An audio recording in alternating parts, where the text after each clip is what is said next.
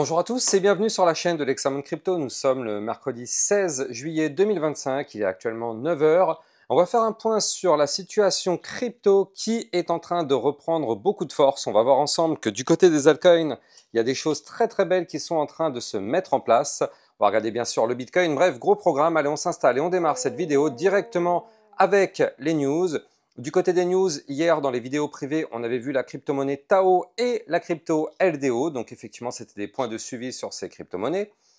Crypto Détente qui nous pousse que le spot Bitcoin ETF de BlackRock est officiellement devenu le plus rentable de tous ces ETF. Wall Street ne regarde plus le Bitcoin de loin, il l'adopte. Donc effectivement, c'est une très très bonne nouvelle pour les ETF et surtout l'ETF Bitcoin. Le marché crypto mondial qui atteint un nouvel ATH à 3,8 trillions de dollars. C'est désormais plus gros que l'économie allemande et sur le point de dépasser le PIB du Royaume-Uni. Je ne sais pas si vous vous rendez compte, c'est colossal. Tout simplement, c'est juste colossal du côté de la crypto. Hier, on avait vu aussi la crypto injective dans les vidéos privées. D'ailleurs, je rappelle que si vous aussi, vous voulez rejoindre les vidéos privées, n'hésitez pas, surtout en ce moment avec toutes les altcoins qui pètent un peu dans tous les sens. C'est des très belles opportunités. Vous avez bien sûr le lien des vidéos privées en description de cette vidéo. Tournant historique pour la crypto et les banques, la Fed, la FDIC et l'OCC publient une directive conjointe. Les banques sont désormais autorisées à conserver des crypto-monnaies pour leurs clients. Obligation de gestion stricte des risques et elles seront pleinement responsables en cas de perte des clés privées des clients. Donc effectivement, ça aussi, c'est quand même des bonnes informations du côté du secteur crypto-monnaie. Alors, du côté de Solana, ça bouge aussi un petit peu. On a Upexi, qui est une société cotée au Nasdaq, qui dépose une demande pour lever 200 millions de dollars en placement privé afin d'acheter encore plus de Solana pour son trésor de guerre. Donc, objectif après acquisition, 1,65 million de Solana, soit plus du double de leur solde actuel. C'est colossal aussi du côté du secteur crypto. Alors, bonne nouvelle pour tous les amoureux de XRP. Donc, le NYSE Arca approuve le ProShare Ultra XRP ETF. Donc là, on a un ETF à effet de levier sur XRP qui débarque officiellement sur le marché. Un momentum autour des altcoins qui continue de monter. On va voir après, de toute façon, dans cette vidéo. On verra qu'effectivement, du côté des altcoins, ça commence à s'accélérer un petit peu de ce côté-là. Affaire à surveiller. La Bitcoin dominance, on fera un point dessus après. On a la Bitcoin dominance qui chute, qui est très favorable aussi, donc justement pour les altcoins. En ce moment, il y a une belle opération sur Bybit Europe, vous le savez, la nouvelle plateforme de trading européenne.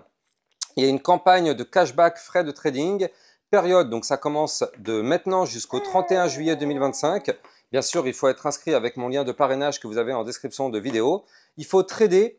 Et vous allez avoir jusqu'à 100 dollars remboursés pour les 20 traders ayant effectué au moins 1000 dollars de volume spot pendant la campagne. Donc 1000 dollars en vrai, même si on trade avec 100 dollars, on prend 10 trades, du coup on les a, hein, les 1000 dollars, donc ça peut aller très rapidement. Donc le but c'est de se faire rembourser tous les frais de trading et de recevoir un airdrop équivalent en bonus jusqu'à 20 dollars max par gagnant. Donc c'est plutôt pas mal et c'est plutôt accessible à tous. N'hésitez pas, vous avez le lien en description de cette vidéo.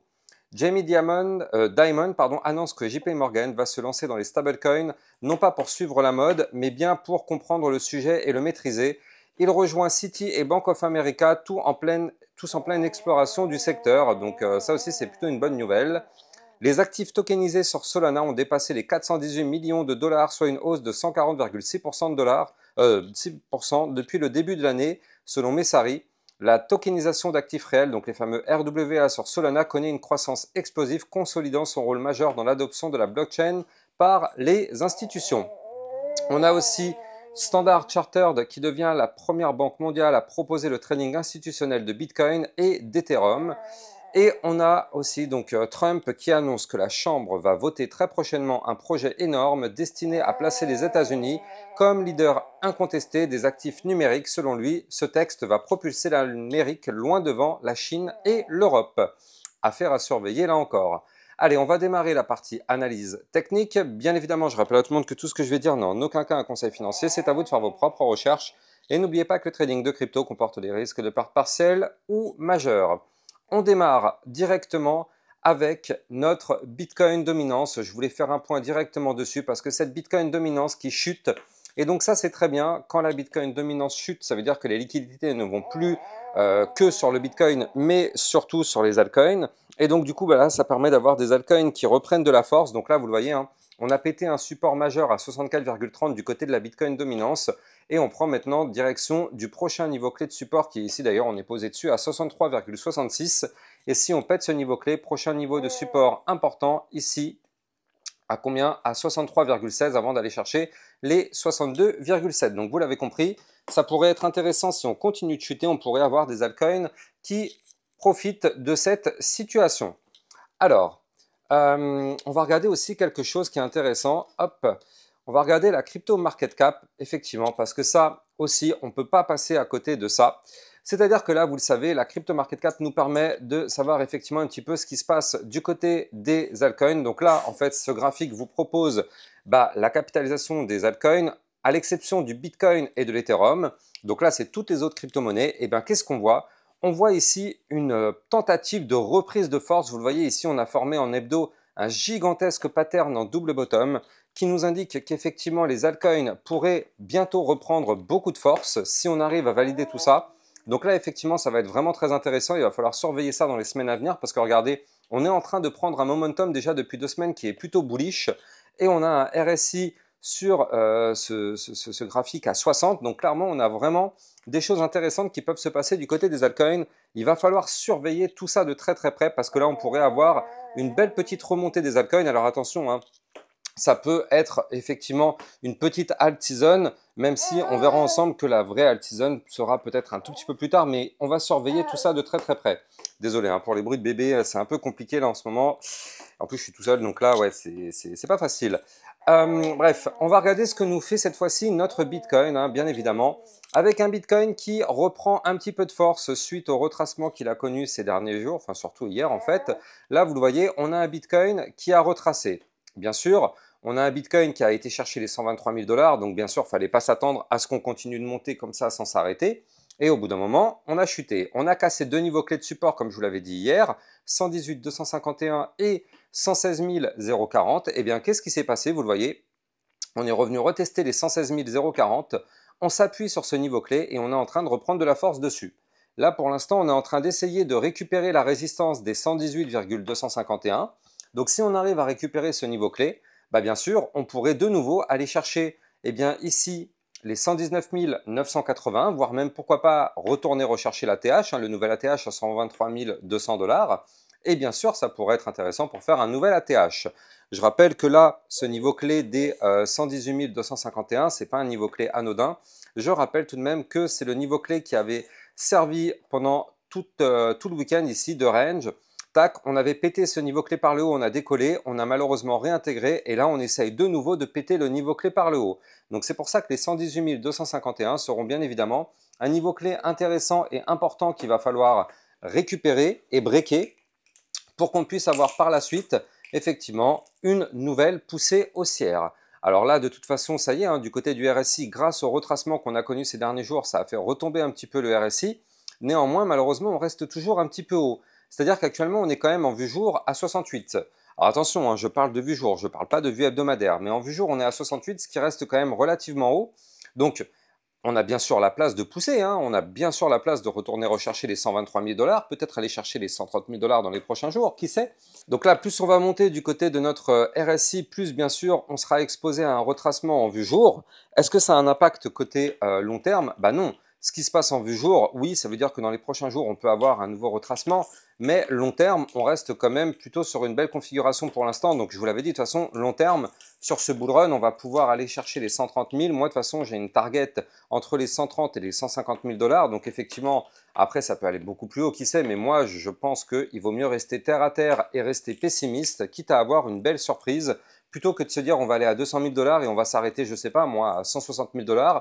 Et tous ceux qui attendaient les 200 000, eh bien, ils vont se retrouver le bec dans l'eau parce qu'ils ne vont pas prendre des profits, parce qu'ils vont se dire ça va aller à 200 000 et au final, on ne va pas y aller, ça va chuter et les gens vont se mordre les doigts alors qu'on aura eu une très très belle performance. Donc c'est pour ça qu'il faut toujours rester plutôt pessimiste, quitte à avoir une belle surprise. En tout cas, si je peux donner un conseil, je ne suis pas conseiller financier, mais c'est dans crypto-monnaie, comme tout marché financier d'ailleurs, restons pessimistes. quand on a des targets pour ne pas se faire piéger. Je rappelle que le mieux quand on veut prendre des profits, c'est de sortir de façon DCA, donc c'est-à-dire de façon linéaire. Donc effectivement, quand on est pessimiste, eh bien, ça nous permet d'avoir des premières prises de profit sur des niveaux clés pessimistes. Et si on continue de monter, ça nous permet d'avoir d'autres niveaux clés de sortie. Donc c'est pour ça que c'est la meilleure stratégie à aborder. Donc là, effectivement, en tout cas, du côté de notre Bitcoin, on est à deux doigts de reprendre vraiment de la force. Donc ça va être intéressant de surveiller tout ça en détail dans les prochains jours. Vous le voyez, là, en vue court terme, on essaye de récupérer le haut du range. Donc c'est ça qu'il va falloir vraiment travailler. Et donc si le Bitcoin arrive à reprendre de la force, alors oui, bien évidemment, on va pouvoir aller chercher les niveaux clés dont je vous parlais, mais attention tout de même. De toute façon, pour l'instant, on est au-dessus du support, donc tant qu'on est au-dessus des 116 040, tout va bien. Attention, si on perd ce niveau clé de support, vous l'avez compris, on risque d'avoir un retracement plus prononcé. Attention aussi à ne pas former un pattern en double top ici, je ne sais pas pourquoi je le sens arriver. Là, pour l'instant, on a le premier top, donc aucune inquiétude. Mais si on commence à former un deuxième top comme ça, attention, parce qu'un double top, je rappelle que c'est baissier. Donc, pour l'instant, on n'y est pas encore. Pour l'instant, on n'a qu'un premier top. Donc, ça se trouve, on va pousser et faire un nouveau point haut. Mais je préfère anticiper un petit peu, quitte à avoir une bonne surprise. Mais attention à ne pas former ce double top. Allez, on va en profiter pour jeter un coup d'œil du côté des altcoins. Et donc, notamment sur notre Ethereum. L'Ethereum qui a fait une très très belle clôture hier. Hier, vous le voyez, on a poussé, on a cassé la résistance des 3032. Et là, on est en train d'aller chercher justement des points plus hauts. Donc là, du côté de l'Ethereum, c'est pas mal parce qu'en fait, on est en train de travailler maintenant une nouvelle zone de résistance qui est ici. Je vous l'avais donné déjà cette résistance, mais regardez, elle est là. Elle est à 3185, donc on est à deux doigts d'aller chercher cette résistance. Est-ce qu'on va réussir à la breaker? Écoutez, ça, on n'a pas de boule de cristal, mais en tout cas, c'est la prochaine résistance qu'il va falloir breaker. Et donc là, ce qui est pas mal aussi du côté de l'Ethereum, c'est qu'en fait, si vous le voyez un petit peu là, du coup, on est en train de casser les 3032 en vue hebdomadaire et surtout on continue de s'établir au-dessus de la ligne de tendance haussière. Donc là c'est vraiment pas mal du tout ce que nous fait cet Ethereum. On est en train de s'établir au-dessus de la ligne de tendance haussière long terme. Là on s'approche des résistances, donc si on break les 3185, ce serait pour prendre la direction des 3294 puis 3448, voire même pourquoi pas aller chercher le boss qu'il va falloir péter, le toit de verre qui est ici, la ligne de tendance baissière long terme. Je rappelle encore, si vous voulez trader ces crypto-monnaies, vous pouvez utiliser mon lien de parrainage Bybit Europe en description de vidéo qui vous permet de trader sur une plateforme 100% validée en France et en Europe. Elle a obtenu les agréments pour être claire par rapport à la réglementation européenne et française. Donc elle est autorisée par l'autorité des marchés financiers français. N'hésitez pas à taper dedans, en plus ça vous permet d'avoir un bonus sur votre dépôt, plus le dépôt est élevé, plus le bonus sera élevé, bien évidemment, le lien est en description de vidéo. Donc là en vue long terme, en vue mensuelle, on a quand même cette belle ligne de tendance baissière qu'il va falloir breaker. Elle se situe ici en long terme, ici à 3600 $, et puis après on aura la résistance des 3768. Si on pète tout ça, on formerait alors une gigantesque tasse séance et l'Ethereum pourrait alors décoller tout en propulsant l'intégralité du marché crypto avec lui. Donc effectivement, ce sera vraiment à surveiller. On est en train d'en prendre la direction, ça peut sentir bon pour les altcoins, mais on n'y est pas encore, il y a encore du travail à faire. On patiente encore un petit peu. En tout cas, si vous avez kiffé la vidéo, n'oubliez pas de liker, commenter, partager au maximum. Et surtout, abonnez-vous pour recevoir tous les jours 1, 2 à 3 vidéos concernant le Bitcoin et les altcoins. Pensez bien à activer la petite cloche pour être sûr de ne rater aucune vidéo. A plus tard, bonne journée à tous, ciao ciao. Bitcoin, Ethereum, you know the drill. Lost it all but came back with the skill. I lost it all but now I'm back. Crypto millionaire, that's a fact. Diamond hands through the crash. Now my wallet's looking stacked.